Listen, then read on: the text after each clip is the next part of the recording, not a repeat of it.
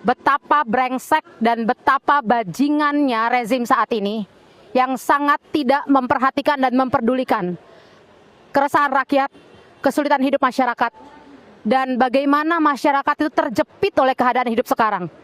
Mereka tetap melanggengkan yang namanya suatu program yang menghisap habis hajat hidup orang banyak.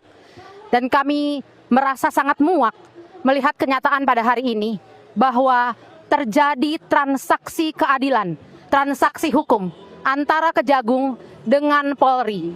Mereka bermesraan, mereka kemudian ada deal-deal politik yang ini sangat merugikan pemberantasan korupsi atau indikasi mega korupsi yang terjadi di program makan bergizi gratis. Dan kami memperhatikan kejanggalan-kejanggalan yang secara nyata terang benderang dipertontonkan saat ini. Sementara bagaimana kehidupan rakyat yang makin terjepit, yang makin tergerus, kenyataan bahwa orang-orang muda tidak punya pekerjaan, kenyataan bahwa ada 4 juta anak tidak bisa sekolah karena sekolahnya nggak ada, sekolahnya tidak dibangun.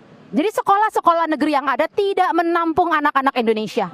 Kemudian ada 60.000 anak-anak muda yang diterima di universitas negeri tidak bisa mendaftar ulang. Dalam arti mereka gagal kuliah.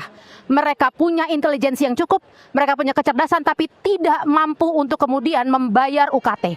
Jadi kami melihat bahwa itu sebuah fakta yang betul-betul diabaikan. Ya, pemerintah ini sudah sampai ke level buta dan tuli. Dan secara betul-betul biadab memperkosa hak rakyat. Hak rakyat untuk mendapatkan transparansi dari sebuah program yang kami biayai oleh pajak kami, oleh keringat kami. Sampai sekarang, kenapa hanya Dadan? Dadan itu hanya tikus yang kaget masuk ke lumbung padi dan dia kemudian merampok lumbung padi itu. Tapi di atas Dadan ada siapa? Dan yang kami yakin dari koalisi MBG Watch bahwa ini akan menyusul oleh proyek strategis nasional lainnya yang pasti akan terindikasi korupsi juga. Karena tata kelolanya rusak dan hancur. Seperti Koperasi Desa Merah Putih dan proyek ketahanan pangan yang kita tunggu saja pasti akan menyeret juga nama-nama besar yang lagi-lagi diabaikan karena deal-deal politik sekali lagi. Karena konflik kepentingan pemilik dapur SPPG adalah TNI dan Polri. Program yang dari awal memang direncanakan terang-terangan. Bukan tentang makan, bukan tentang gizi, dan bukan tentang gratis.